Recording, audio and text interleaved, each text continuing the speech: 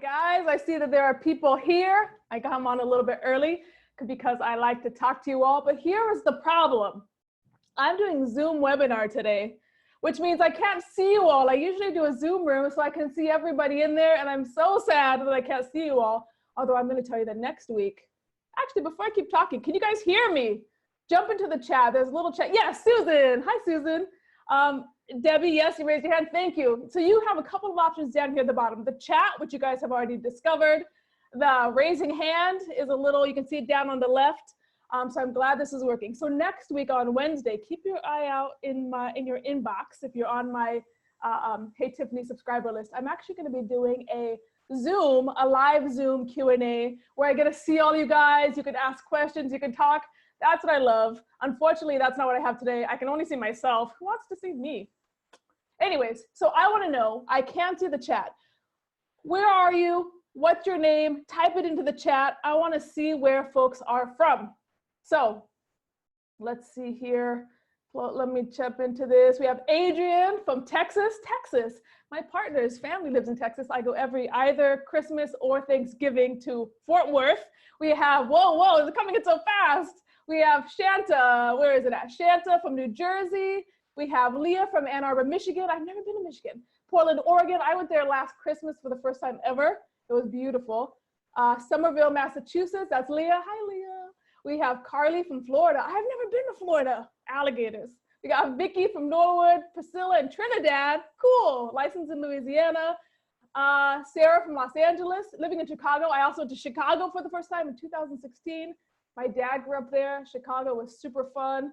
Denver, I was there 2 weeks ago. Why didn't I see you, Ashley? We got Katie from St. Louis, Jonathan from Massachusetts, Hilton Island. We got people from everywhere. Chicago, Mississippi. My dad also lived in Mississippi. Houston, Texas, Brooklyn, Jeff. Oh my God, so I'm looking through all of these. There are so many. Hi, you guys. I'm so happy to see you. Pasadena, Texas, Jasmine from Florida, Olympia, Washington. You know I'm from Bremerton, Washington, right, Tammy? Very cool, you guys, very cool. We have just about a minute. We're gonna get started. I don't know how to, Tanisha, there we go. So here's how this is gonna go today. We're gonna dive in a moment. New Orleans, we got so many people. We're about to dive into the training itself, but a couple of things. If you have a question, we're gonna have a massive Q&A section at the end of this because I wanna get to as many of your questions as I can. So for now, write them down. If you have questions, don't put them in the Q&A yet because I may answer them as we go through the training. So for now, go ahead and just write down, grab a notebook, write down your questions as we go through, and then I will type them in at the end when we get to the Q&A section. Yeah? Got it? Okay, very cool. We're gonna dive in. And then there'll also be a replay. So if you have to leave early, I'm gonna send this to you. So do not fear. All right, so I'm gonna jump over to sharing the, here we go. Let me check this out. I also cannot look at your chats, unfortunately, while we are looking at the PowerPoint. So I'm gonna jump off sometimes some chat over to where you guys are so I can see what you are saying. Boop, only I can share. So you are here to see the 3 psychological barriers that keep you broke. That's why you joined me today. I'm so happy to have you all, and I'm very excited to talk about this topic. As you know, I talk about it all the time. So we're gonna dive in. But before we do, I want you to really be here. So listen, you know I'm gonna be selling you my program at the end of this. I'm not gonna lie, look, I'm up front. You know I'm gonna be talking about that, but that's not true. I almost said I don't care if you join or not. I do want you to join, but I also want you to be able to get as much as you can from all the stuff I do for free. I'm happy to provide free material as long as you utilize it. So I really want you to pay attention. We're gonna be talking about some deep stuff here. So I wanna make sure that you're paying attention to it and that you really get as much out of it as you can. So a couple of things to that end. I want you to put your phone on silent, or even better, I want you to put your phone in the other room, okay? I want you to kick out your cats, your dog, your kids, your significant other. Oh, I know it feels cruel, but just for this next little while, next 1 hour, I want you to lock the door, keep everybody out, okay? Clients even, get rid of them. Okay, hopefully you don't have clients right now if you're on this webinar. Also, I want you to grab a notebook and a pen, and I want you to be prepared to engage, right? So I already said I want you to write down your questions. I want you to take notes. I'm gonna be asking you questions throughout, inviting you to think about things. I want you to take notes and think about how these lessons can be applied to you. All right? All right. So we're actually gonna start with a question. which is why are you here today? So I'm going to stop this share for a moment. I want to jump into the chat. I want to know, oh, someone can't hear. Let me know if you other guys can hear or not hear. Let me know. If you can hear me, I want you to tell me, why are you here today? What made you decide to join us on this call? Type it into the chat.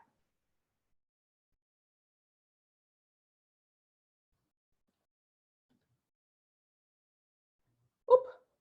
Ah, yeah, you can hear me. Okay, great. So Lisa says she's here to raise her fees. Fantastic, Lisa. Oh my gosh, so many coming in. I want to start out right. That's awesome, Sarah. You're just starting in your practice. You want to make sure you're doing it in the right way, in a way that has financial integrity with what you need for your life.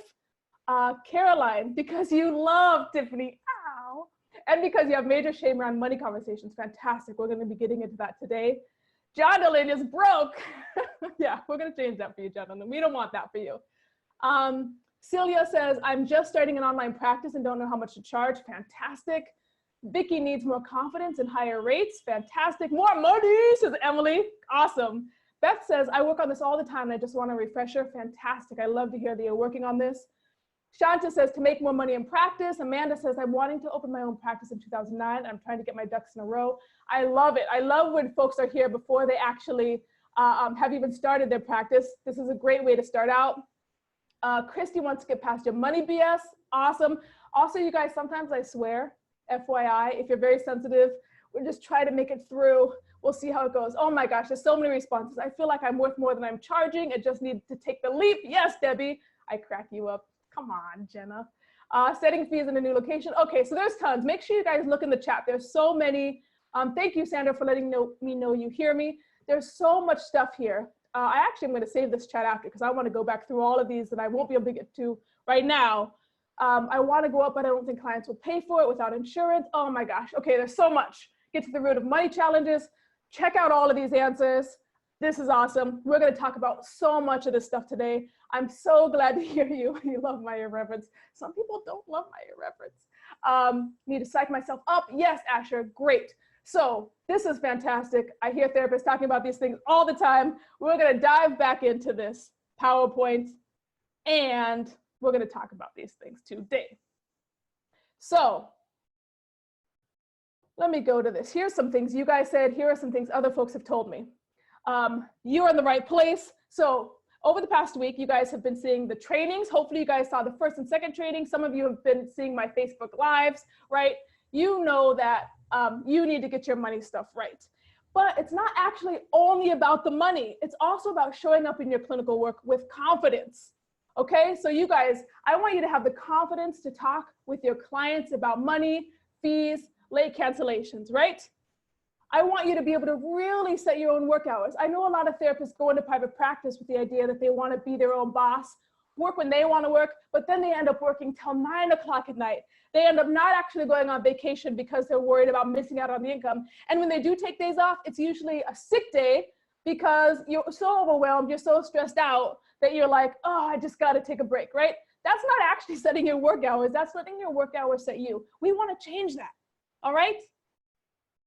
And also, I want you to be able to take vacations without worrying about the missed sessions, right? What would it be like if 2019, you could sit down and say, all right, I'm going to take a vacation, a weekend away every month, or I'm going to take 4 weeks off this year, or I'm going to take 6 weeks off this year. What would it be like to actually plan ahead and then set up your practice to serve that purpose versus you working for your practice in the same way you worked for an agency or to get your license or to go to school, nonstop, losing money, stressed out and overwhelmed. I don't want that for you. I want something different for you. That's what we're going to talk about today. So at the end of the day, I also just want you to feel financially secure, knowing that your income needs are taken care of. I'm not even talking about, although if you want a Rolls Royce, that's awesome. If you want to go to a vacation in Hawaii, I love it. But really, I talk to so many therapists who just at the very base don't feel financially secure. You feel like you don't know what's going to happen the next week. You don't know what's going to happen the next month. I want to make sure that we can start building a practice where you can feel calm and grounded, knowing that you're going to be okay. In fact, there a few years ago when I started to look into this money stuff with therapists, I talked to one therapist who I said, you know, why do you want to go into private practice? What do you actually want? And she said, I want to, you know, be free, flexibility, all this stuff that you guys say. And I'm like, yeah. But what is it really about actually? Like, why do you want to earn more? Why do you want to be your own boss? And she was like, Tiffany, I just want to be able to get my kid a Christmas tree for her first birthday. I had goosebumps, right? This is what we're talking about. We're not talking about you becoming millionaires, although that's cool too. We're talking about the basic needs, the life you want tailored for you, right? At the very end of the day, the thing that actually gets you going. That's what we're talking about when we're talking about fees and money, thinking about your practice in this way. All right? Okay. So here's what we do not want. I personally know what it's like to worry about money. Of course I do. That's why I got into this thing in the first place. I know what it's like to feel like, oh my gosh, when the client is, I'll talk to you guys directly on this one. When you have a client who comes in and they're like, oh, there's an ambulance, don't worry about that. A client who says, you know, oh, maybe I'm coming to the end, or maybe I'm ready to quit. You know, that pit of the stomach sickness you get when you realize like, oh no, client might leave. I remember what those days are like, and it was awful, right? That feeling of like, oh no, if one client leaves and you run to check your budget and see like, am I actually gonna be able to survive if this person leaves? I remember what that's like, right? I don't want that for you anymore. I don't want you sliding for fear of missing out on a potential client, right? And I also want to be clear with you about this. I'm not saying no sliding scale, right? Some people think I'm like, nobody should be on a sliding scale. I have people on a sliding scale happily. What I'm talking about is when therapists say, you know, get on the phone and say my fee is 150, right? But then actually the client is like, oh, well, that's tough. And then the therapist says, okay, what can you afford? What can you afford? 80, 90, $10? I don't care, right? I don't want you to make your decisions around sliding your scale out of fear or desperation. We're talking about getting out of that mindset. If you choose to slide, it's because you're already taken care of, your finances are straight, you're having a great income come in, and you say, you know what, if you want to, you can make space over here to take in somebody who maybe can't afford your full fee. But it's a conscious, intentional decision versus fear. You understand? I know you understand. All right. When I started in private practice, I remember looking around and seeing therapists, even talking to my professors. I know some of you have had this too because you've told me, where I'd see people who were 10 years out, 15 years out, and they were overwhelmed, they were stressed out, they were burnt out. And I thought to myself, I don't want to have a practice. Like, is that what private practice is? I don't want it to be that way, right? I thought that there had to be something different, right? I was like, if I'm gonna go into private practice, there has to be a different way. I don't want to do it that way, right? I started thinking about like, what would it mean if therapists could actually earn more in their practices and had more time to make the impact they wanted to make? Like, what if you didn't have all the stress and the turmoil, the struggling that comes with private practice? So I thought, I want that for myself, but I don't only want it for myself. I also wanted to understand, like, how could I apply these principles to you, right? Other therapists, not just myself, but my friends, my colleagues, professors, my mentors, the people who I looked up to in so many ways, right? My friends who I love, my professors, my mentors who I looked up to. But I saw them grow anxious. I saw people get defensive when it came to talking about creating a profitable practice. So actually, there was a situation I had where I had a professor who I looked up to. And this was when I went into my own private practice. I raised my fee instantly to 180, right? I was scared. I was like, if I'm scared and that's the only reason I'm not going to do it, let me actually try to do it. So I raised my fee to 180. I was talking to him and he asked me something about, there will be a recording of this webinar, by the way. So he asked me what my fee was, or somehow that came up, and I said 180. And he got kind of sweaty and anxious a little bit. And he was like, oh, well, I mean, that makes sense, but he was like in his probably 60s, right? He was close to retirement. He was like, oh, that's a good number, I guess. But, you know, when I set fees, I like to have a nice round number closer to like, I don't know, I think something like 170. I kid you not, something like 175 makes more sense. And I was like, you know, I'm into psychoanalysis, the unconscious process, and I'm like, something feels strange about this interaction. I was like, 180 to 175, what is he talking about, right? After that, after I hung out with him, I went back and checked his website, and his fees, surprise, surprise, were 175, right? So he was out of anxiety, not consciously, but conveying the message of you should be charging less because I'm charging less. I see this happening generationally within the field, culturally for therapists in private practice. I see older generations talking to younger generations, talking them out of raising fees, encouraging them to stick in their place, earn your dues. You know, you're not there yet. I want to change this culture and start talking about money in a different way. Got it? Okay, let's get back. Let's get back to it. All right. So,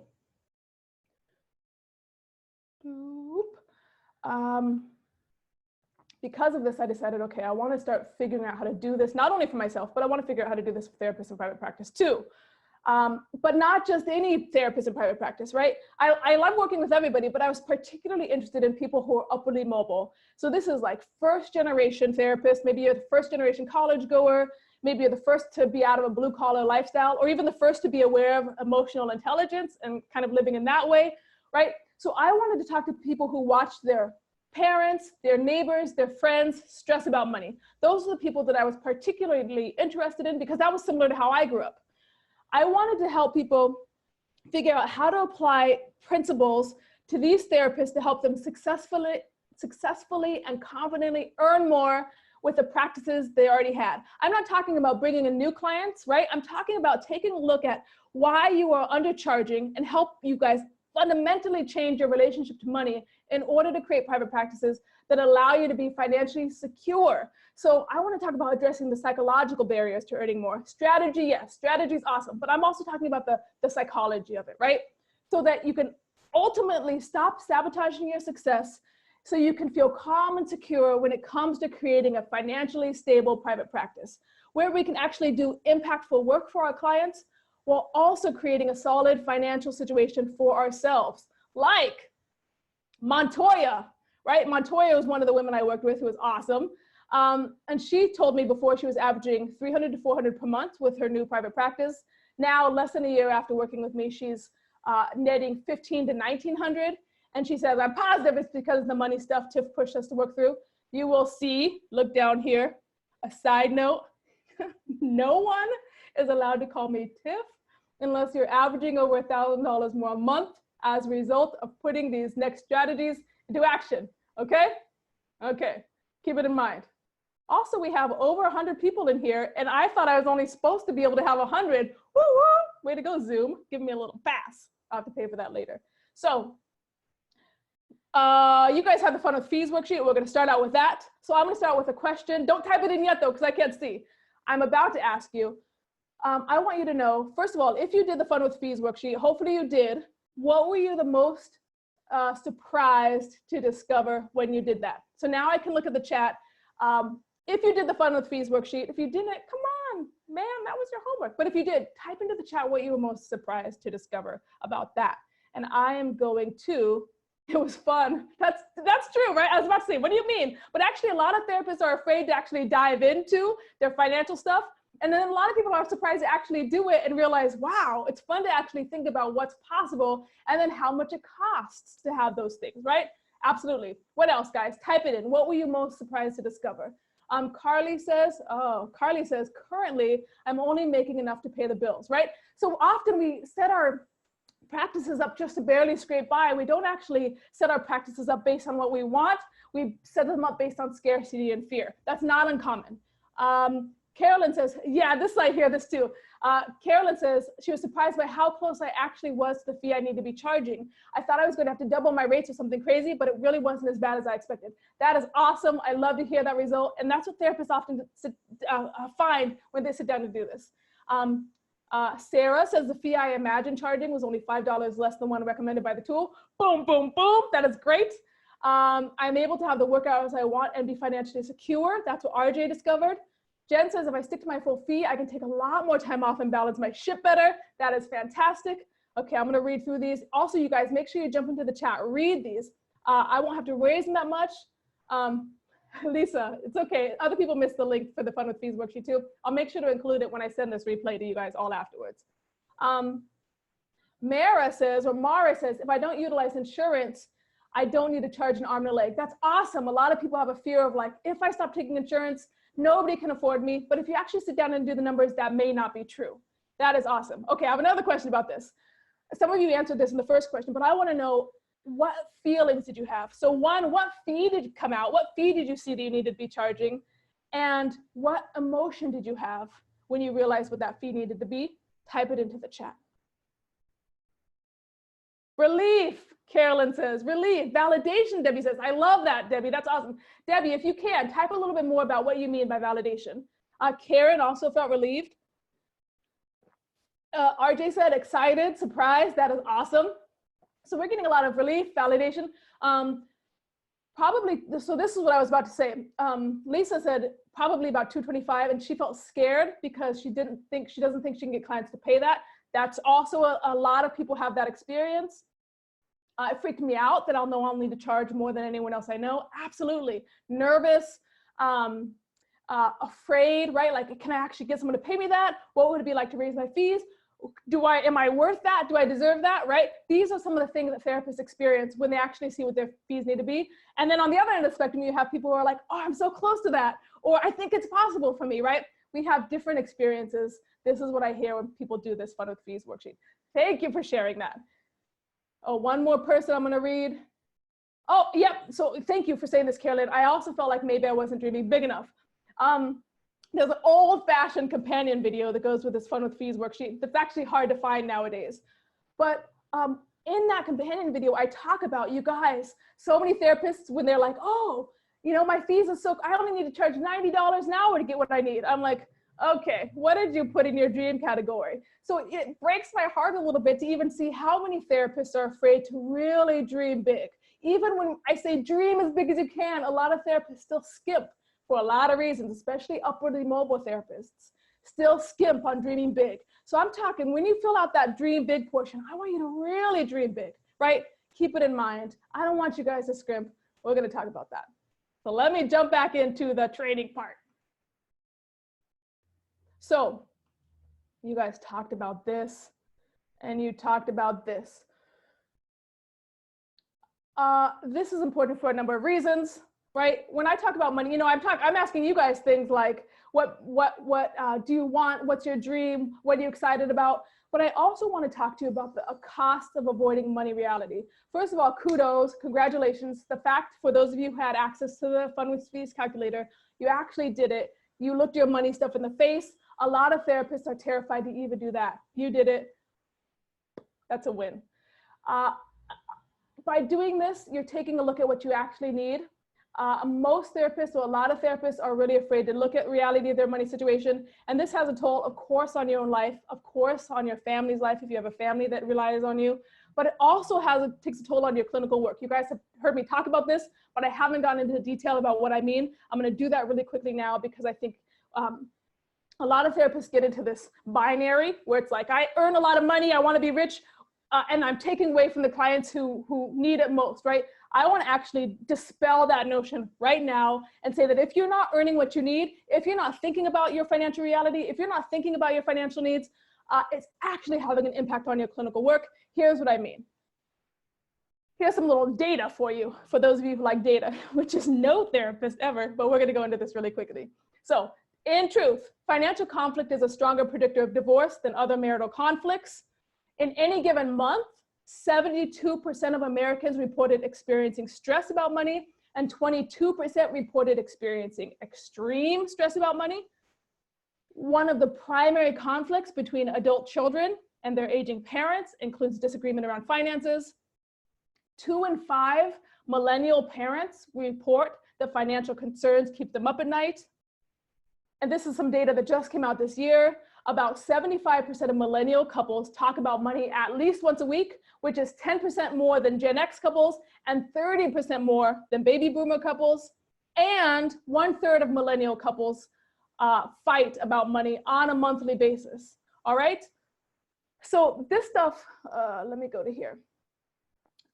This is not just about earning more for the sake of just being a rich person, although again, that's fine. But what I'm trying to tell you today is if you're experiencing money stress, if you're avoiding talking about money, if you're not able to pay off your retirement, if you're freaked out every time you have to have a bill due, or a surprise bill comes up like taxes that you weren't expecting, if you haven't learned how to cope with those feelings, address them, and do something different in your life, you are unable to do this with your clients in your clinical work. And in fact, if these people aren't talking about money as part of their therapy treatment, or if it's not coming up, that, in my estimation, and based on what I've learned with therapists, means that the therapist is somehow keeping it out of the room for fear of what it means to bring it up and actually talk about money in the clinical setting, talk about what it means that they're paying you.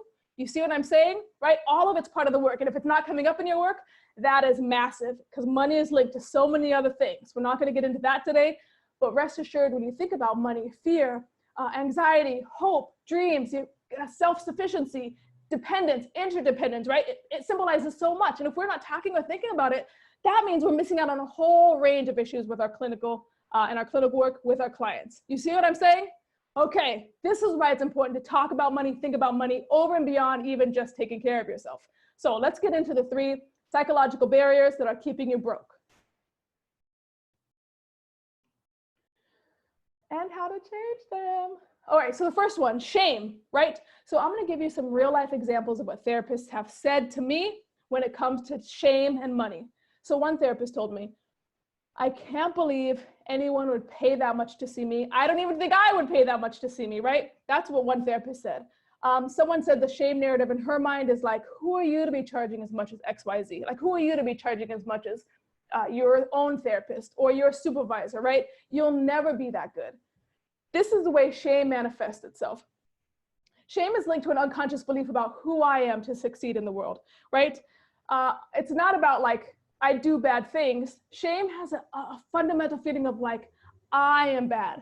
I am not worth it, right? We often think, like, when I talk about raising your fees, rather than saying, oh, is my service worth that? A lot of therapists go to, am I worth that, right? You get your service that you're providing mixed up with your fundamental identity as who you are. So for people who are upwardly mobile, there's a particular thing that happens. So I'll take this off so I can talk to you guys directly. There goes. Upwardly mobile folks. So if you're raised with adequate financial resources, an abundance of financial resources, if your parents are emotionally intelligent and attuned to you, we're talking about the rare family here. A lot of therapists don't come from these families that are really grounded and solid, emotionally aware and attuned, and financially secure and know how to deal with crises, right? People who come from families like that, they have an internal sense of security. So if they see failure as part of a cycle of growth. So they'll take a risk, fail, learn from that failure, readjust, seek feedback, try again, see the results, move forward. But for a lot of upwardly mobile people, people who are first generation in their family to succeed, first generation to even be thinking about ideas of psychology, failure is often equated with shame, right? So you have this idea of, I'm gonna take a risk and raise my fees. If nobody calls, or if somebody calls and says that fee is too high, rather than thinking about it, learning, seeking feedback and moving on, we have a feeling of like, I'm not good enough. Oh, or I failed and now everybody's gonna see me as a failure. These are the underlying beliefs of shame that keep us from being able to raise our fees and address money in a clinical setting. Got it? Okay, now I'm gonna offer you a reframe to start thinking about it differently. The first part of that reframe is to think about failure as part of a growth process, not as the end game. It's just one stage in the process of entirely growing in your private practice and also as a person. So a reframe for this idea of shame when it comes up in your practice is, shame is a feeling, it's not a fact. I want you to acknowledge it and keep on moving, right? Often for us, upwardly mobile people, therapists in private practice, when shame hits us, it's crushing and we stop there. That's the end of the story. Or we think about raising our fees, we experience a feeling of shame when thinking about doing it. Am I worth it? And rather than pushing forward anyway and learning the lesson on the other side, we stop, right? I want you guys to actually start thinking about shame as a feeling, not a fact. Know it's there. Acknowledge it, but don't let it keep you from living within your financial reality. Got it? Okay. Number 2, psychological barrier that keeps you broke is fear. This one comes up all the time. Here's what some therapists told me about fear. Here's how it manifests in their internal narrative. They say, I'm concerned about spending too much money and not having anything left. That is tied to risk taking as well. We talked about that with the shame thing. This person says, what if I fail and we end up broke? Another therapist told me, I don't have a fear of spending money. I have a fear of money disappearing because of life happening. So I end up spending money on things I either want or think I need before life can get its grubby hands on it. You see what I'm saying? Think about what this therapist is saying. This therapist, and she's not alone in this, or he's not alone in this. This is very common. This fear that just when you start being successful, somehow life's going to come in and take everything you have. Again, this comes from growing up without having access to enough resources. It always feels like somebody's going to come and take it away from you. And so you either make just enough in your practice unconsciously, and then either find ways to lose that money, or don't ever actually make more than just your bills, because what if you made more, actually had a great vacation planned, and then something happened to take it away? We don't even want to let ourselves dream because we're afraid of what happens. The unconscious belief here is scarcity. Everything will eventually be taken away from me, right? So I want you to pop into the chat and let me know if you have ever had, and you got to be vulnerable. I ask people to be vulnerable with this stuff. If you've ever had any of these beliefs, either shame, am I worth it, right? Or if you've ever had this idea of scarcity, like, well, what if I actually succeed and then it gets taken away from me? If that's been something you've had, you can just say me, or that's been happened, or yeah, right? You're not alone with that. It's super common. Let me check into this chat. What are you guys saying? You can see it here. Yes, yes, all of the above. Absolutely. Thank you for being brave enough to share, right? Because I'm telling you, you're not alone. A lot of people have this experience. I promise you, you're not the only one who has had this all the time. That's right. It's really hard to believe we're worth it, right? You're not alone. So that's one of them. So what do we do about it? Everybody, it's a flood. You can see this. Here's a reframe for fear. It's really important. This is again what people who grow up with access to resources, all the stuff, they know this. This is something we have to learn, and that's okay, right? I will never know less than I know now. I want you to lean into the fear and discover where you can grow, right? So what I mean by that is, you have the idea of like, oh, I'm gonna actually be successful, and then the money's gonna be taken away from me and I'm gonna be broke again. Actually, the things you learn, like the skills you gain by raising your fees, by getting real with your financial situation, by learning how to talk about fees in the clinical situation, who you become by virtue of that process is something that's gonna impact all areas of your life, and that cannot be taken away from you. You can do it again if you did it the first time. So I want you to start thinking about, okay, I'm not gonna lose this knowledge that I've gained. I wanna lean into the fear, take action, and discover where I can grow or what I can learn on the other side. You got it? Okay. Number 3. Envy. This is one of my favorite ones because we don't like to talk about it. I love these therapists who wrote in and told me about the envy, because most of us are really ashamed of our envy, even though so many people have it. More people feel envy than not, right? So one therapist told me, I get so pissed when I see people who are wealthy or who seem to be wealthy. This person says, I think, fuck them, the 1%, right? This is what folks think. Don't pretend you don't think this. Someone said, and this was actually really vulnerable. This therapist wrote in and said, when my friend raised her rates, I thought she was a greedy bitch. Maybe this person's talking about me. She said, I felt like I could never do that because I didn't have the support of a wealthy partner. You see what's happening here? This therapist puts it into an idea of even a friend, even someone she loves, when that friend does well, rather than being able to celebrate the wins, the therapist feels like something is being taken. It's something she can never have, and it actually leads her to be envious, resentful, and hateful towards someone who she actually wants to be close to. So what's happening here? What is the unconscious belief underneath envy, right? The belief underneath envy is the idea of a zero-sum game. That's the idea that if they have it, I can't have it. There's only room for one, right? And holding on to this attitude makes it virtually impossible to charge higher fees, because then you are in the position of have and your clients are in the world of have not.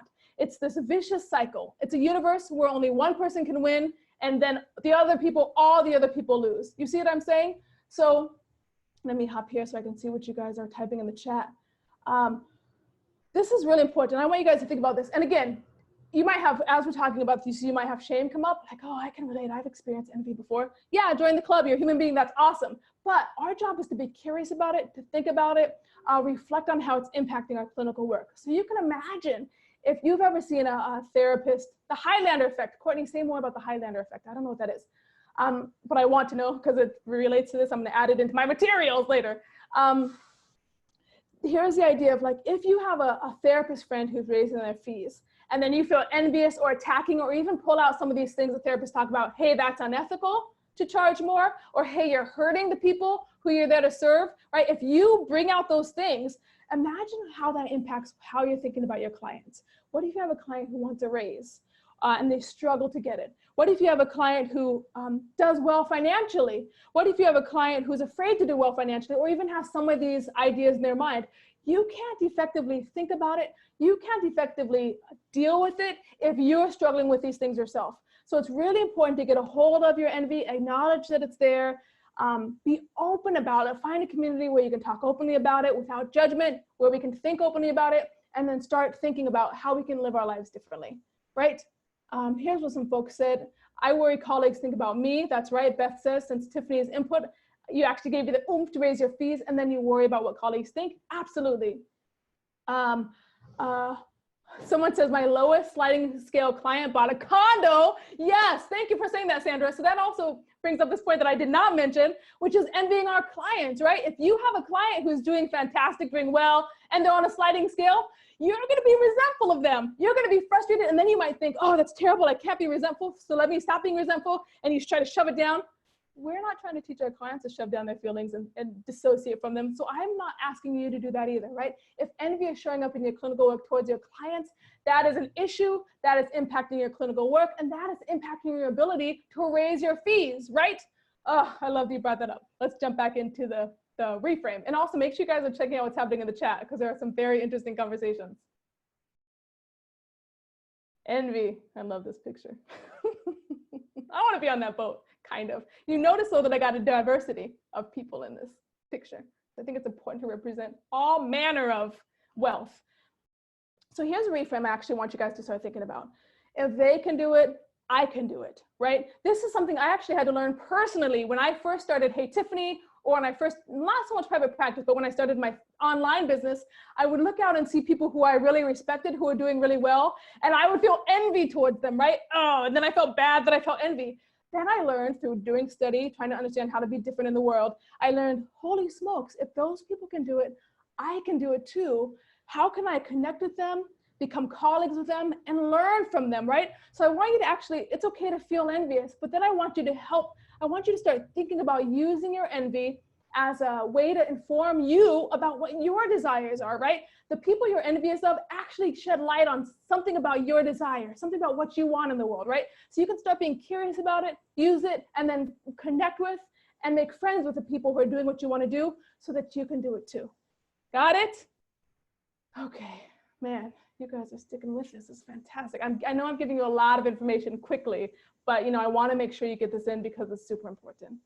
All right, let me see here. All right, so in terms of thinking about this, I have another question for you guys, which is, what is one thing that you've happily spent money on? I think this is very important to think about. I'm gonna jump over to the chat, type it in. And as you guys are talking, some of you have heard me talk about this before. I have a picture on my wall, a painting, actually the same people who did this tattoo. I flew to London. Someone wrote your kiddos. Jenna, I'm going to encourage you to actually think about something you spent money on yourself for. It's easy for us therapists to spend money on other people and then be happy about that. I want to know what you've happily bought. Like I bought this painting, original artwork. Someone said, I bought original artwork. It cost $900. I'd never spent that much money on art. In fact, it's only the second original art piece I ever bought.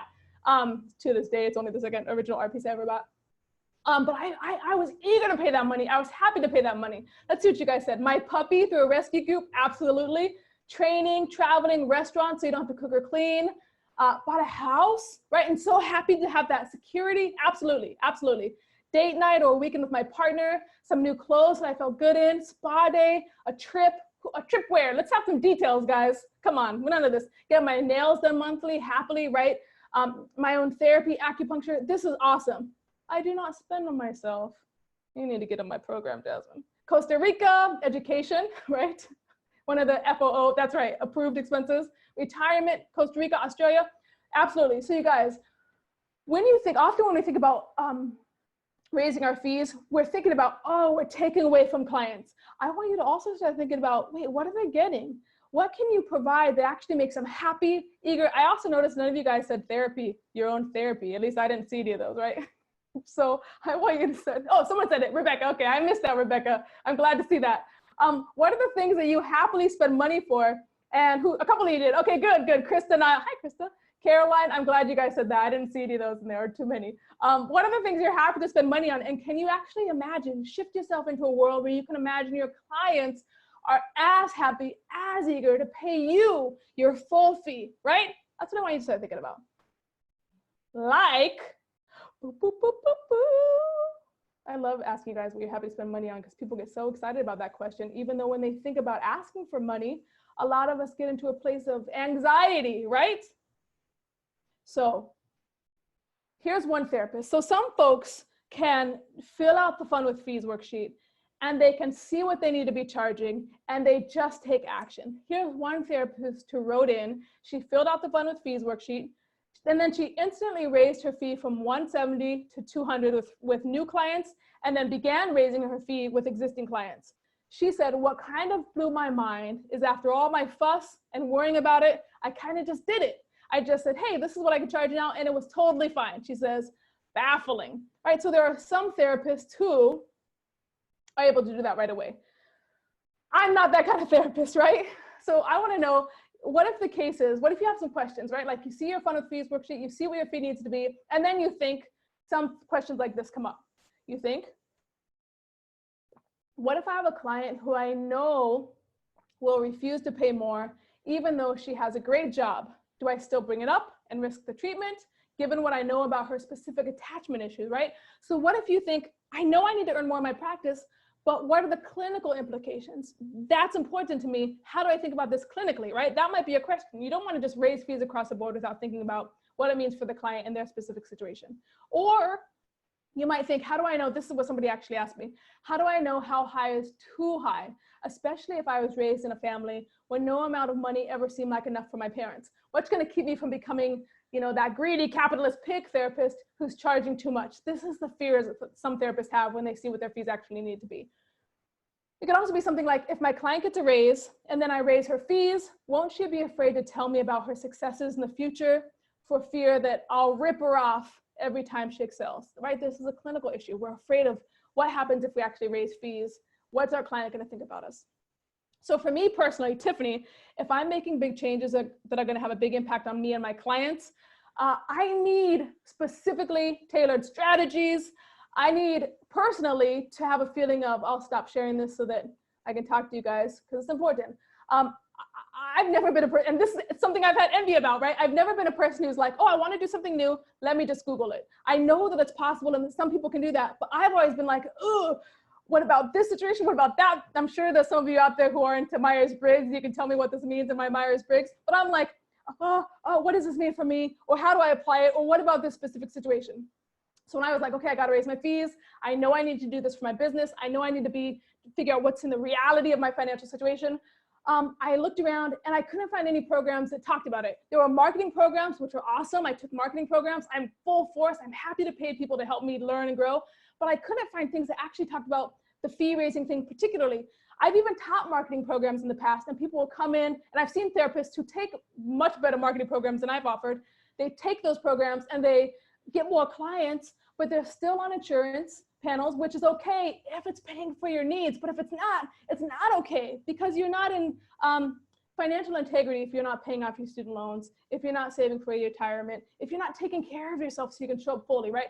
So if people are filling their practice, but the clients you're filling your practice with aren't actually able to afford your full fee, or you're afraid to ask for your full fee, the marketing isn't enough, right? So I looked around and I'm like, I need help with this other piece, and there was nothing there, which is why I created Lean and Make Bank, which is what I'm going to talk to you about today, of course, right? And also I want to make sure some of you are going to check out at this point. That's totally fine. But if you stick around, I'm having a huge Q&A session at the end where you can ask specific questions about how to apply the fee changes to your specific situation. Okay? Let me make this big enough so you can see. I created Lean and Make Bank for this reason, and I have students who have said things like Vanessa, who you heard all about this week if you watched the other training. She went from barely 100 a session to charging 180 with confidence. She later, so this is also that thing about taking risks. She later charged $150 as her full fee because $180 felt like too much of a stretch, even though she was able to do it and had people come in at that rate. She eventually adjusted to about $150, and she actually has 3 clients at $150 now, whereas before she'd never had a client. She had 1 client who was $100, everyone was lower, and now she's made an increase of $22,500 annually with just 3 clients. Do you see the power of what this does if you actually are able to lean into this stuff? We also have Montoya, who we talked about earlier. She stopped sabotaging herself. She earned an extra $600. Before the program even ended, she was able to implement these things, which allowed her to earn $600 more per week. $600 total in less than 5 weeks, and then she grew from there. As you saw earlier, she went from making $300 to $400 a week to now making $15 a month to $1,500 to $1,900 a month. And she says, I was able to increase my rates comfortably, talk about my fees confidently, right? So it's not just about earning more, but it's also about how you show up when you're talking about these things. We also have Chelsea, who, Chelsea was someone who, she did the program the first time. She had a little infant son at home, and so she wanted to understand, like, how can I earn more without working as much? Like, I don't want to give more hours, right? So she actually increased her income by $200 per week. That's $800 per month. That's thousands per year, while actually working fewer hours. That's exactly what I was looking for, right? That's an extra $9,600 per year while working less and having more time with her son. She said the price you'll pay up front, you're going to reap 10 times the rewards, right? If you put it into action. So I want to jump into the chat. I want to know, you guys, if you had an extra $800 per month and you had more time to do the things that brought you joy, what would you do with that time? That's what I want to know from you guys. I'm going to be able to go look in that chat and see what you guys say about that. An extra $800 per month, an extra $9,000 per year. What would you do? Beth, awesome. Take those trapeze classes and more. Actually, I don't know. Are those $800 a month? You could probably do that and something else. Save for your dream house. Vicky, what's your dream house look like? Alexis says, oh my God. What are you saying? Oh my God, more time with my kids. Yeah, so you'd have more time with your kids, Alexis, and you'd also have more money. What would you be doing with them if you had more time? Yoga retreats, more professional training. That's right. I love that you said that thing about professional training also, because again, therapists are like, if I earn more, I'm taking from people and just greedy. You can actually apply those things to becoming a better therapist if you're earning more money. You see what I'm saying? Art, vacations, pay off debt, absolutely. Then travel, so taking care of the things you got to take care of, and then doing the things you love, absolutely. Work less, traveling more. What else we got in here? Have a baby. Oh, that's right. That's right. With, you know, can you imagine, like, even when we think about things like starting families and how stressful that seems if you're not earning what you need to earn, right? I'm glad you brought that up.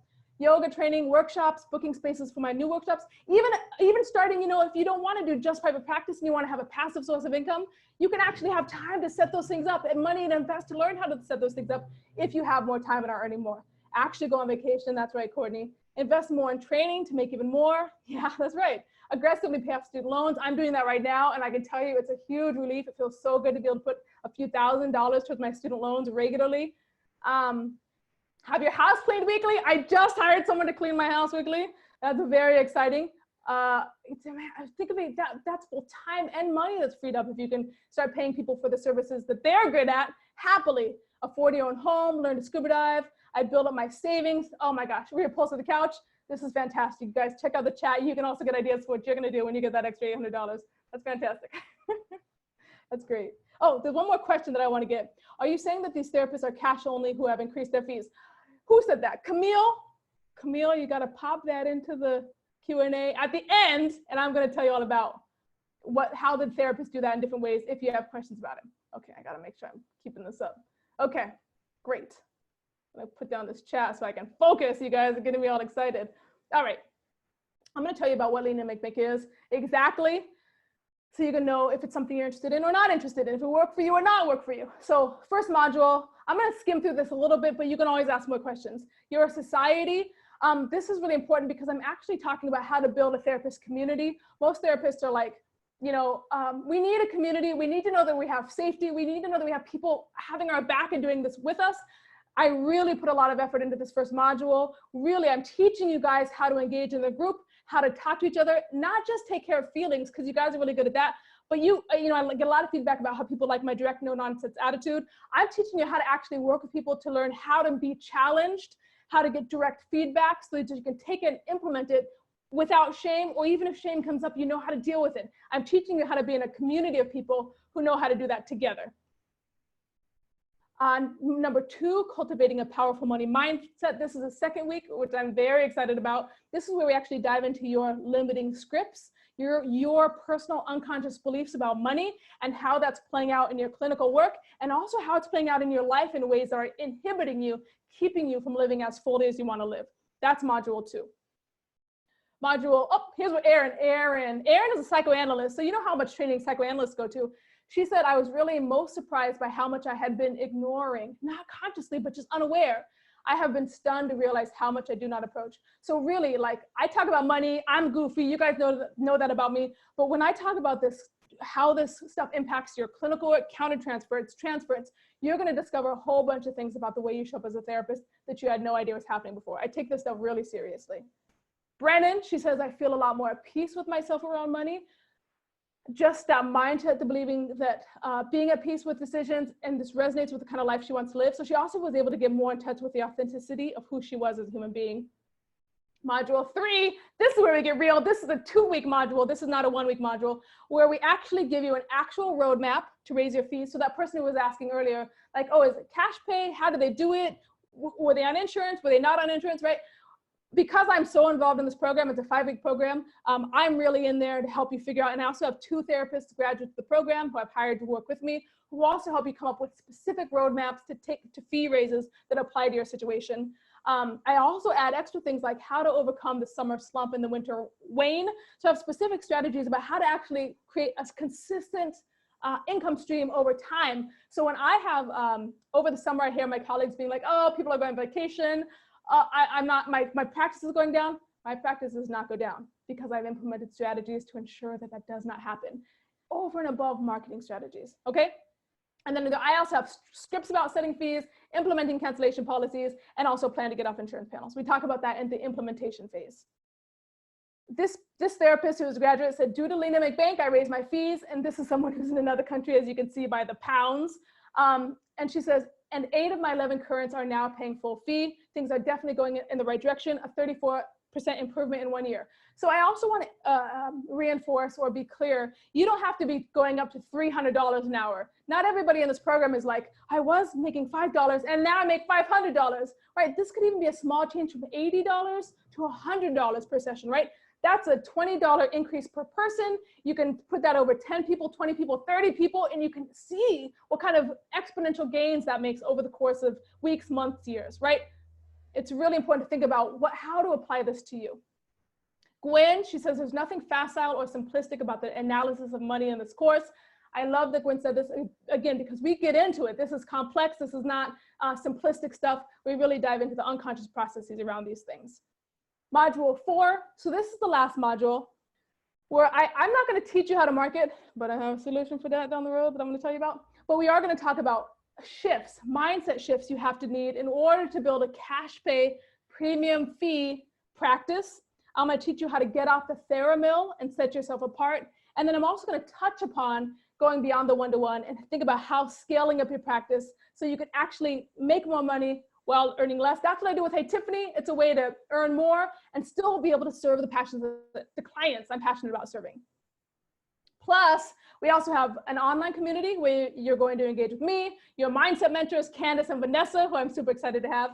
We have a weekly hour-long Q&A with me every week for the 5 weeks of the program. We also have new, as of the last round, office hours every week. So you're going to get tons of support where you can ask your specific questions, your unique situations to understand how to apply this in your practice. And then you also, after you graduate, get lifetime access to the Facebook alumni group where you can continue to get support as you implement these strategies beyond the time in the program. It's really important to me to have people be successful, to have therapists achieve. I don't want to just create a program where I make bank. In fact, I don't even want to make money if I'm not actually making a difference in the lives of you guys. That's who I'm passionate about serving, right? All right, so I want to know who here would like an extra $800 per month without taking on more clients? Who would like to spend more time with the people you love? RJ, raise your hand. Who would like a success-minded, supportive, and thriving community of colleagues who believe that making bank and leading a life of service go hand in hand, right? Let's see in here, the chat. I gotta go check it to stop my share and see. We have all kind of people, 82 hands raised. Oh my gatos, that's right. Somebody, JS, her times 3 or him times 3. Yep, yep, yes, yes, hell yes, absolutely, right? These are things we want. Absolutely, I want it for you. You guys get me up in the morning. I'm telling you what. Okay, absolutely. So what else do I have in here? I gotta get to this Q&A. That's what I'm most excited about. Here's how much it costs. I know you guys want to know this, but watch how I'm going to do this marketing ploy. A lifetime access to the course for as long as it runs. An engaged community of friends who are going to push you to achieve what you really want. No more this envy bullshit. No more this calling you out and saying you're unethical if you raise your fees. Strategies to help you be free from the summer slump and winter wane. A step-by-step framework to help you earn more. Within 30 days of the program, I want you to actually start earning more before you even get out of the program. Live support from me, my mindset mentors, who have successfully completed the program and been able to increase their fees, and lifetime access to the Facebook alumni group. How much does this cost? One payment of $997, or you also have a 6-month payment plan of $199. It's important for me to make this accessible for people who don't have $1,000 up front. You can also get on the payment plan, pay $200 a month. And my hope for you is that you actually are going to be able to increase your, this is not true for everyone. Some people take longer in the program, and I support that also. But my hope for you is we can get you to the point where you're able to actually be able to pay back the program as quickly as you can, right? Okay. So Candace said, I just crunched the numbers and compared to January through June of last year, I've made an extra $6,289 more this year. But the difference in numbers of sessions is only 7. So what this person is basically saying is by raising their fees, they were actually able to increase their income without increasing their client load. Lindsay blows my mind. I actually hadn't talked to her about what gains she made from Lincoln Bank until a few weeks ago. She went from 150 to 200, and because of that change, her ROI from taking the course made her over 45,000. She said between 40 and 45,000 in the 6 months since completing the program. So again, not everybody's going to have this kind of gains.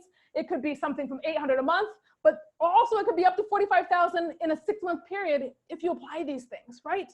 Holy smokes, my mind is blown. I actually have a success story that I'm trying to get edited in time where she tells me this, and I didn't know it was coming. I was like, what? I swore. I had some expletives that came out when I found that out. I want to talk about, like I said earlier, I don't want everybody in this program. It's not for everybody.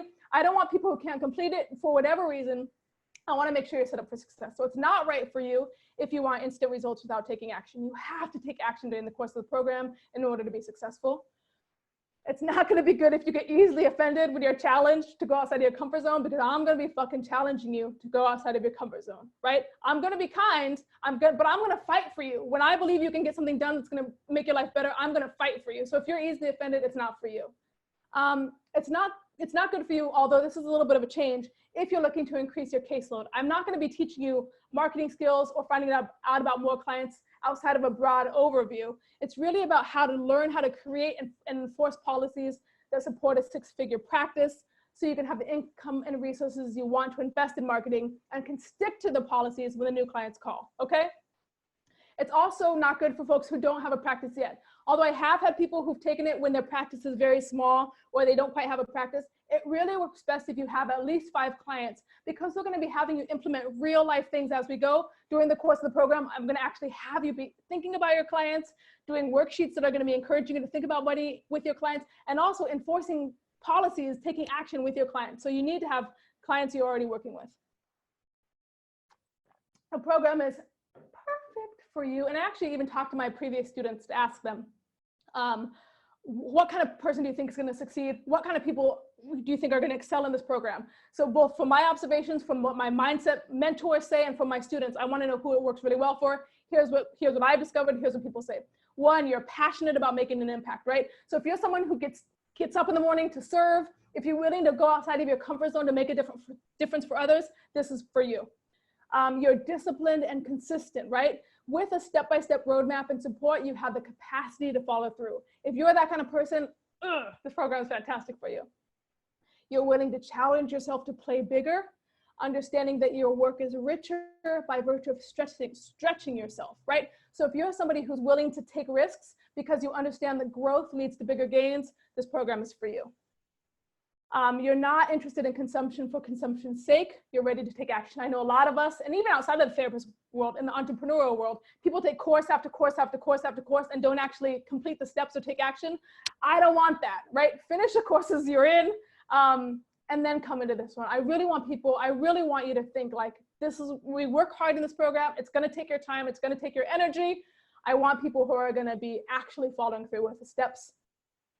And definitely, if you're somebody who you know you have something deeper inside to offer the world, you know that when you're really in your zone, you do fantastic work.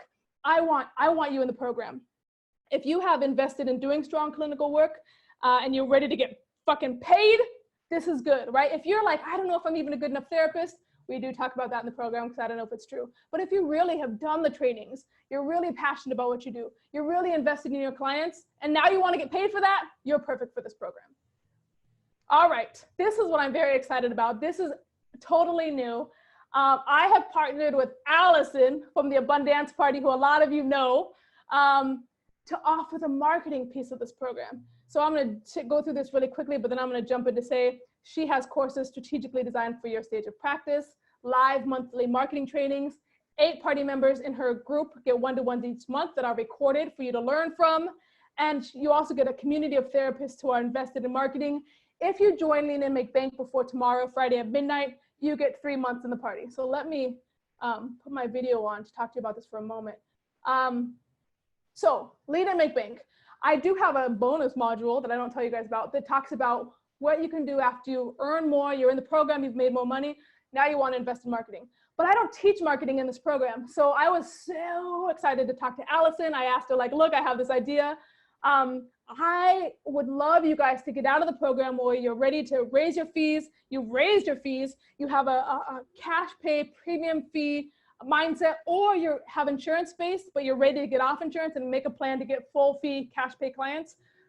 Now you can go right after that into the Abundance Party. Once you've graduated Lean and Make Bank, you roll right onto that and get 3 free months in the Abundance Party to actually start doing the marketing now to get those premium fee clients. This is the part I'm so excited about. I was excited that Allison was on board with this idea. And now you can actually get both the money mindset stuff and the marketing stuff. Again, but only if you get there by Friday at midnight, because we can't do this for everyone. But if you're serious about taking action, Allison has opened up a limited number of spots for you guys to get in. That I'm excited about. So let me go back to the end of this for you guys. Me and Allison did a photo shoot together, as you can see, which was super fun. Here are just some technical details, because I know some of you are going to want to know this in the Q&A portion. When does it start? Monday, October 1st. So it starts the 1st of Monday. It's a 3 to 5 hour commitment each week. So you got to be serious about doing this.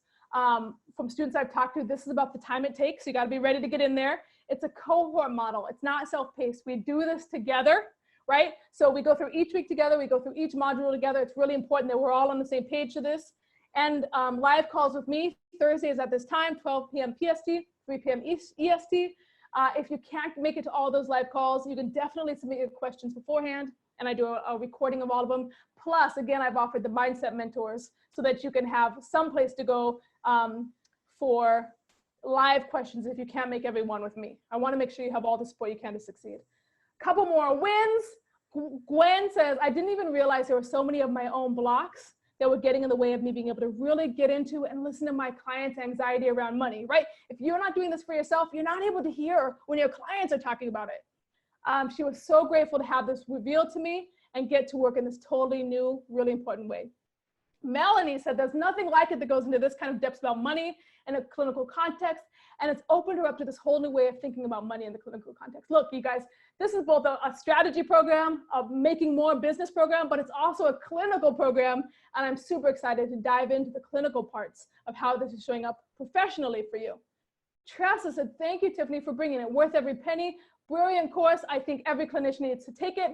I agree. She also swears. I'm not going to read that part where she said fuck, because that's the word I don't want to use. But she's absolutely right, right? Every clinician needs to know about money, be thinking about money. But I also want you to have those things in place so you can be the most successful in this course. So I want to know, you guys, what would it mean for you if you had no more working until 8 p.m., afraid that if you set clear hours, your clients will leave? What would it mean if you weren't desperately offering to slide your scale every time a potential client calls? What would it mean if you didn't have the pit in your stomach ever again when a client cancels a session or says, you know, maybe it's time for me to end? What would it mean if you didn't have to break out in a sweat when even just imagining talking to your long-term clients about raising the fee? I want to know how many more weeks or months or years you're going to watch your student loans climb while your savings account stays stagnant because you're worried about whether or not you can truly get ahead in private practice. I'm going to go back to this here because it's super important, you guys. I created this program because I didn't want to see you guys suffering anymore. I work with actually upwardly mobile clients in my private practice, first-time professionals, women of color in tech. That's why I'm passionate about serving. I wanted to be able to do the same for therapists. We do such good work. It's so valuable, and yet we undermine ourselves both individually as therapists, but also the professional culture when we're afraid to actually charge and say, look, understanding your unconscious is important. Understanding the patterns that keep you stuck are important. Emotional intelligence is important, right? When we're charging less on people who create apps, create Tinder, you know, create just crazy shit out there. When we're charging less and afraid to actually say this is worth it, we're doing a disservice to the people we're actually saying we want to serve, right? I'm absolutely passionate about this. I want to change the way we think about money in our culture, the way we value what we do as therapists. All right. So to that end, I'm opening the program now. I should find a link so you guys can actually join, and then we're going to open it up to Q&A. So if you have questions, now's the time to drop it into the Q&A, and we're going to just dive in. You can ask questions about the program. You can ask, and don't put this in the chat too, because there's so much in the chat. Make sure you put in the Q&A portion. You can ask questions about your unique situation with clients, how much you should be charging, how to charge, how to get off insurance panels. I'm an open book. I'm going to answer everything you have for the next half hour. Any question, I don't hold anything back in these kind of things. Make sure if you do talk about client stuff, the Q&A, there's a little black box down 1, 2, I think it's 3 to the left of the chat where it says Q&A. You can type a question in there, but let me know if you don't see it, anybody, and we'll figure out something to do around that. If you talk about specific client stuff, please leave out any confidential information. I don't want to actually know who your clients are and what they're doing. And then the link to the Fun with Fees worksheet, I'm going to send this training afterwards in a recording. Oh, you guys found the Q&A. And I will also put the Fun with Fees worksheet in there. I'll send it along with that. I'm also dropping into the chat how to join the program. So again, join before tomorrow night at midnight, and you get the 3 months of the marketing program afterwards, which again, I'm super excited about. So I'm going to dive in. I also have some questions that people wrote into me who couldn't make it to the live call that I'm going to try to dive into as well. But you can join the program all the way up until next Friday. You just only get the bonus until tomorrow night. But I'm also going to be going into Facebook Live and continuing to answer your questions if I don't get to them all. Whether you join the program or not, I want you to be successful. So I'm going to be doing as much as I can over the next week and a couple of days. So here in the Q&A, I'm going to start diving in. So Carolyn says, someone came into my office and I missed the last few minutes. Oh, sorry if you already answered. That's okay, Carolyn. Where'd it go? Do you cap the number of spaces in the program? That's a good question. I thought about that. I won't take more than 100, I don't believe. And if I do, actually, let me actually say that. I haven't thought about what's my max, but I will hire another mindset mentor person. So if I end up having so many people that I'm blown away, I'll hire another therapist to help us work with you to make sure you get all the support you need. Oops, cancel. And answer that one. RJ says, do you figure in taxes when determining the fee to set? Absolutely, RJ. In the Fun with Fees calculator, which you'll get a link to, answer live, I talk about how to calculate. Actually, that calculator calculates, I believe, a 30% taxes, which is higher, actually, because you can, I use a book called Profit First. You can actually have deductions, so your tax rate shouldn't actually be 30%, but I put in a high kind of tax rate to account that into your fees that you set. Absolutely. Done. I'm looking at this Q&A thing, trying to figure it out, so I make sure I get to as many as I can. Sarah says, I'm in the midst of 2 other cohort coaching groups. Awesome. I want to join Lean and Make Bank, but I know it will overextend me. Yes. Do I just wait for the next round? Yes, Sarah, wait for the next round. I don't know when the next round will be, but I do want to make sure it has your full attention. So if you're in another program that's maybe more self-paced, that's fine. But I want to make sure you have about 3 to 5 hours to really dive into this material each week. So if you can't do that, I say leave it till next time. Amanda says, do you think people will pay the same rate for online sessions that they would pay for in-person sessions? I'd like to have a completely virtual practice, but only if I can get the same rates. My answer is yes, absolutely. In fact, people might pay more for virtual sessions because there's flexibility in that. People will do whatever they need to do if you set up your marketing right, but first you have to get right with yourself, get right with your own beliefs, and then people will be eager and happy and willing to pay whatever you charge. Not everyone, but if you're charging premium fees, you don't need everyone, right? So yeah, absolutely. I might have skipped one, sorry guys. Lisa says, do we get lifetime access? How often do you offer the program? Yes, Lisa, you get lifetime access as long as I offer the course, you can get in there. In fact, I see students coming back regularly and watching the modules, which makes me feel so wonderful because I know they're getting value. Also, I'm going to encourage the graduates this time around to go through it with you guys and then hobnob in Facebook, the Lifetime Access Facebook group, so they can actually refresh themselves as they go. So yes, lifetime access. Done. Does your course address stuff like, this is share, whether to work with clients who want to start off meeting every other week? Yes. People work different ways, but I encourage people to work weekly. And I also have a little thing called a no cancellation policy. I'm not going to tell you more about that right now because you're going to have a million questions. But I say, rather than thinking about, okay, I have a client who comes in and they want to work every other week, I actually work with you to get very clear about how you want to work first before thinking about what the client needs or what kind of client, right? You choose the frame that you want to work under, and then we set up the situation to make that happen. I hope that's clear. Let's share. Erica says, Emily and Jerica here. Hi guys, hi both of you. We are wondering how to bring up raising our clients' fees when they tell us they get a raise at work without hurting the therapeutic relationship. That's a long one, but I think it's important. So there's a couple of things about that. Oh, I wish we could engage. This is, okay, so next week, if you guys are interested, definitely jump into the live Q. Even if you get in the program, come to the live Q&A next week because I want to be able to see you and ask more in depth about this. One of the things that's super cool about the program, one of the things that's super cool about working with money is that it allows you to really dive deep with your clients in a vulnerable, intimate way where you really get into the transference and the counter transference in a way that we often kind of avoid or get out of. And the aggression, right? So a lot of therapists, so one of the things that my therapists go through, and I found it in my own work too, a lot of therapists love to be in the role of support and empathy and the maternal role, right? We don't like as much bringing out the aggression, bringing out the envy, having our clients be in the attacking space, but human beings don't want that from other human beings for the most part. If as a therapist, you can welcome all the feelings, including the envy, including the fear about you, including the fear that you're a greedy person who's going to take everything. If you can actually make room for that stuff, think about it together, you can charge more because people don't get that anywhere else. So to your question around hurting the therapeutic relationship, if you know how to actually, and we talk about this in the program, if you know how to make room for all the client's feelings when you raise their fee, even though they got a raise, and you know how to dive in and explore what that means for them and take responsibility for your needs as well, without asking the client to take care of you, it has an amazing impact on your work and people are actually able to dive deeper. Amanda says, if I decide to take on other people in my practice, how do I decide what my cut should be? Oh, that's a great question. If you're going to be taking on associates or interns, that kind of thing, it all comes back to the Fun with Fees worksheet,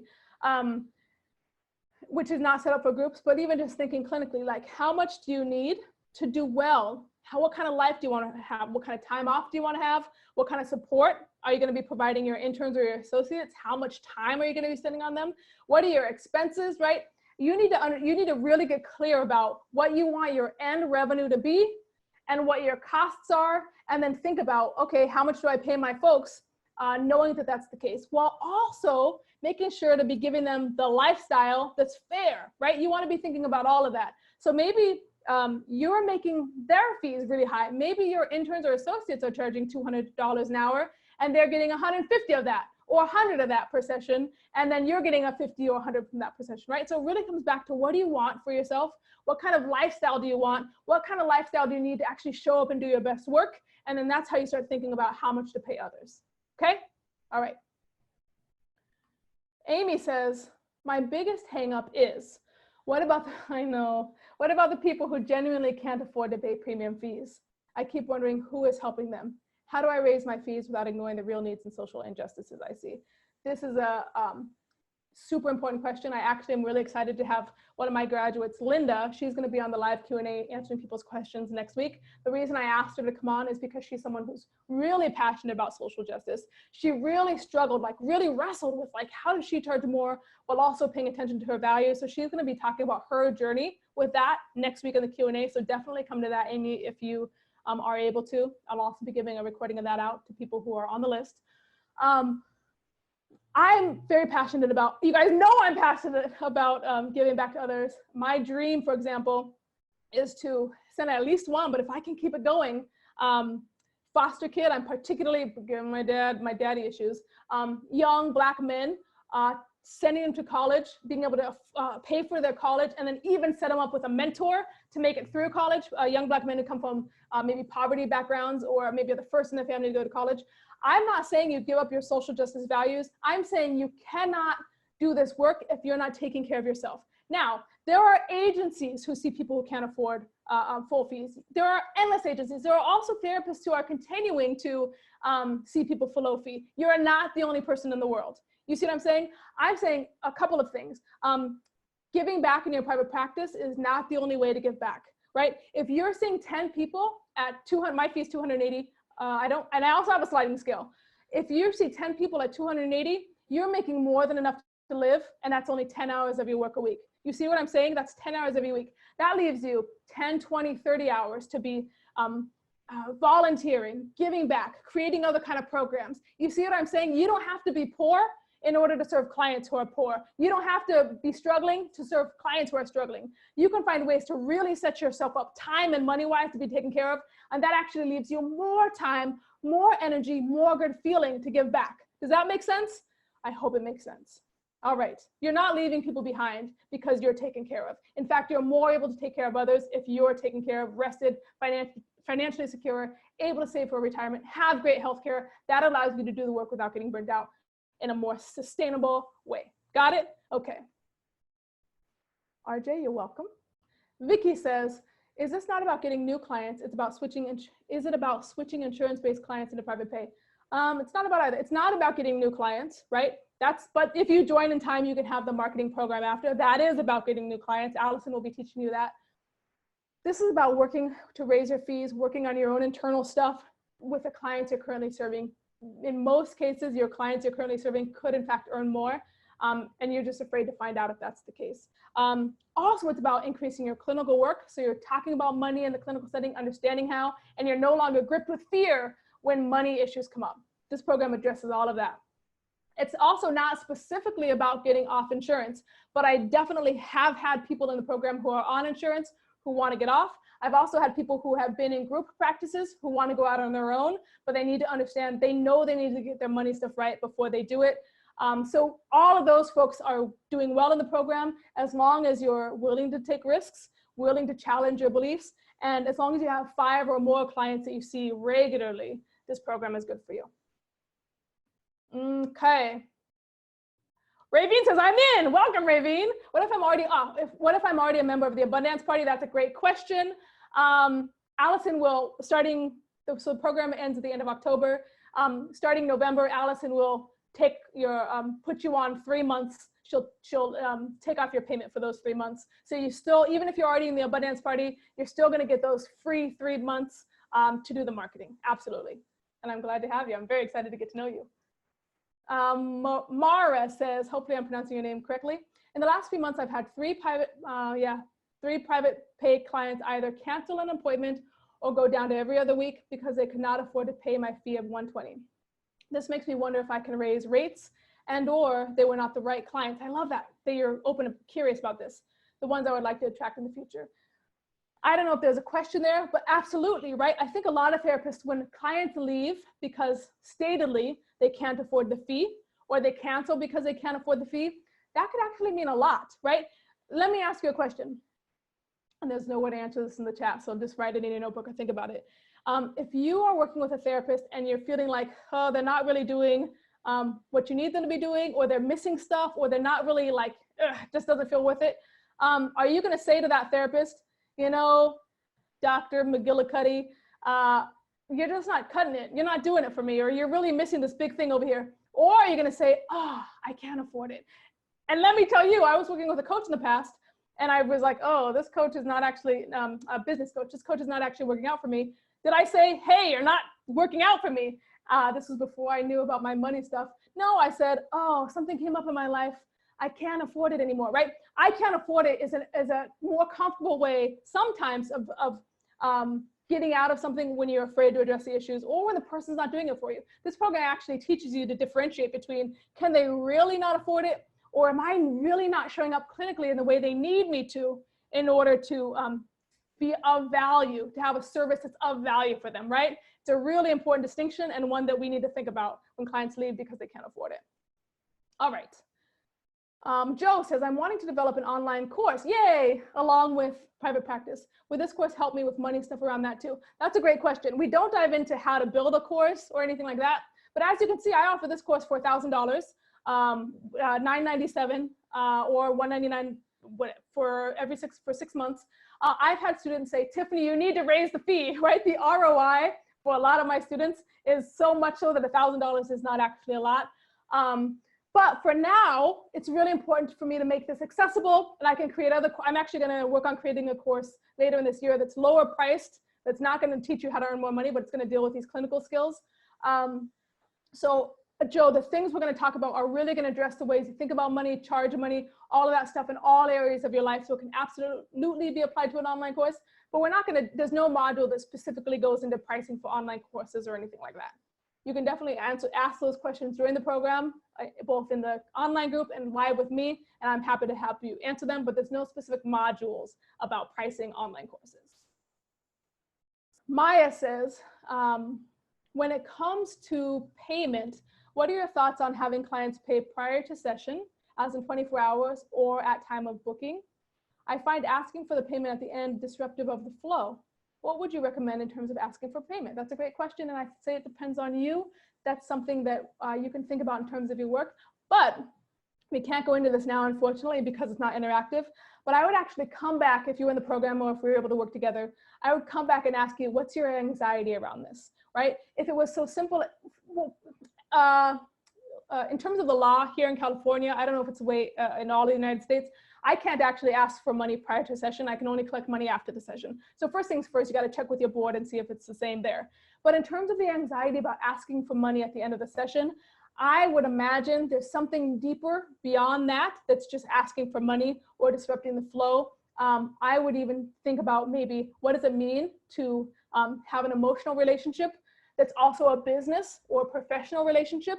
Are there associations with money being dirty or greedy? Is it something uncomfortable about acknowledging that this is actually a professional relationship, right? There are all kinds of ways we could start thinking about this from a clinical perspective. And I would want to know a lot of questions around those, around your feelings about money, about your feelings about being both a provider that also cares for your clients emotionally. Does that feel discrepant to you? I'd have a lot of questions about that, and that would help us understand and think about how to set your policies. All right. That's live, done.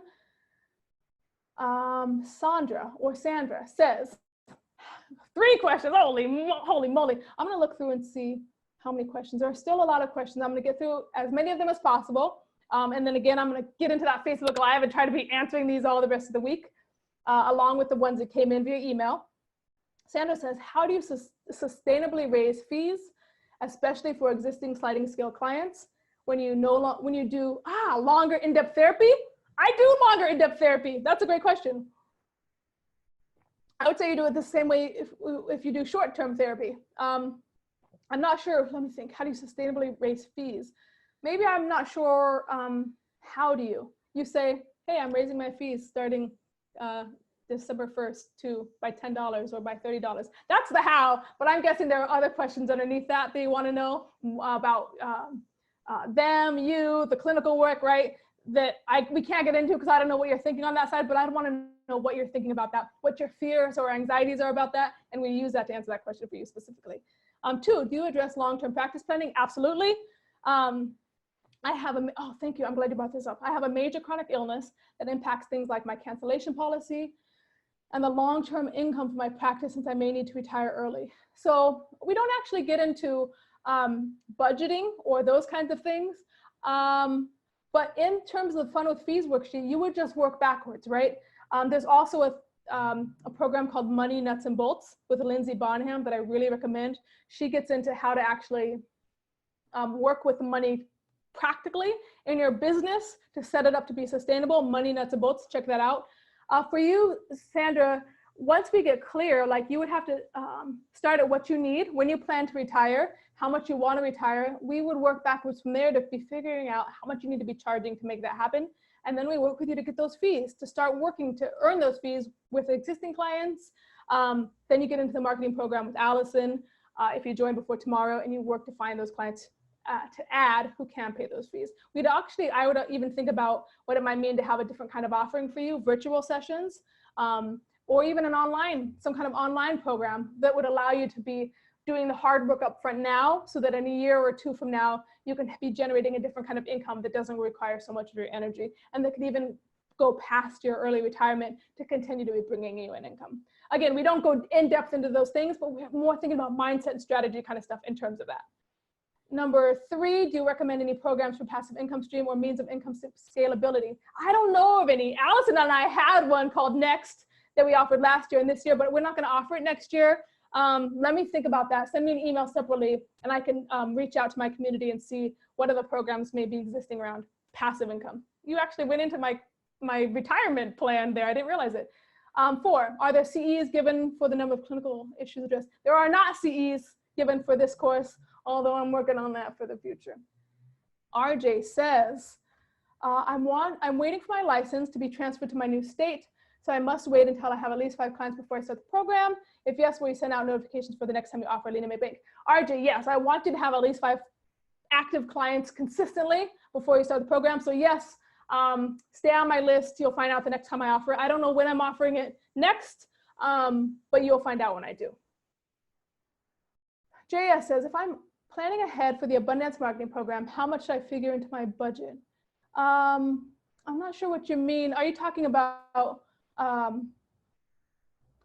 so you get the 3 months free. Are you talking about after that? How much time? JS, clarify that, or send me an email, tiffany@heytiffany.com, and ask me a little more specifically what you're wanting to know, and I'll answer it there so I can make sure I get that answered for you. Maya says, what are your thoughts on 20-minute free consultations? Do you recommend the therapist provide free consultations? I offer 20-minute free consultations on the phone. It's also kind of an intake process, right? Like I want to know if we're mutually a good fit. I also then invite my clients to do, this is one thing you also, in the program, we're really transparent about how we all practice. So you can ask me any questions about my numbers, how much I charge, how many people are paying that stuff, what's my annual income, right? Like I'm super open about all that stuff. I'm happy to talk about it. So yes, I offer 20-minute consultations to see if we're a good fit. I also then set it up so my clients have a 3-session consultation period during which we continue to talk about whether we're a good fit. If I feel like I want to work with them, if they feel like we want to work with me, I give us 3 times before we decide if we're really ready to commit to the therapy. So both the 20-minute consultation and then the 3 paid, of course, consultation sessions in the beginning of therapy. Tiffany, my questions above got skipped. Oh no, Mara. Let me go back and see if I can find your question. I remember I answered one for you, I thought, but maybe I had 2. Mara, let me know if I still didn't answer it. Come back or send me an email. Jerica says, how do you inform your clients that you are raising fees? Do you bring it up in person during the start of a session? My supervisor sends out mass email first and then she brings it up in session with each client. I'm curious what you recommend. People do it both ways. I actually really encourage you to bring it up in session. Now, some people work with kids and they don't see the parents regularly. In those situations, I would say send it out to the parents in an email. But there's so much that can be understood and worked with when you tell a client in person the fees are going up starting at X date.